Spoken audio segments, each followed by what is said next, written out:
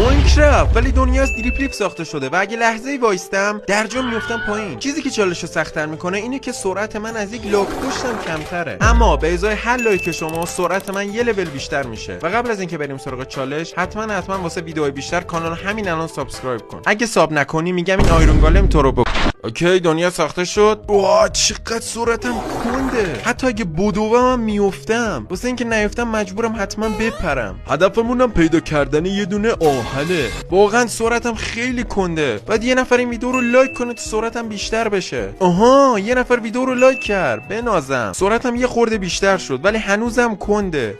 یه نفر دیگه ویدیو رو لایک کرد، سرعتمون بازم بیشتر شد. دیگه این گیاها به گرد پامم نمیرسن. بذار تست کنم. وای نه الان جدی خودم به کشتم میدادم. آخه این چه کار احمقانه ای بود من انجام دادم.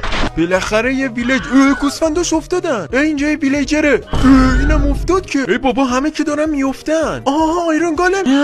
ولش کن اصلا. بذار برم توی خونه دو تا چوب بزنم. آها این از اولیش. وایسا ببینم اصلا من چوب میخوام چیکار کنم. من آهن میخوام که از آیرون گالم به دست میاد. همین الان ویدیو رو لایک کنین تا من سرعتم زیاد بشه تا بتونم سریع یه ویلیج دیگه پیدا کنم. اوه بچه‌ها همینجوری دارن لایک میکنن. من سرعتم داره زیاد و زیادتر میشه. یا خدا سرعتم خیلی زیاد شد. وای اونقدر سرعتم زیاده که اصلا دنیا لود نمیشه. کل ویلیجر رو دارم تو یه ثانیه دور میزنم. حتی اگه آیرون گالم من باشم من نمیتونم وایسم تا اونو بزنمش. خیلی سرعتم زیاده. بعد آرامش خودم رو حفظ کنم. نه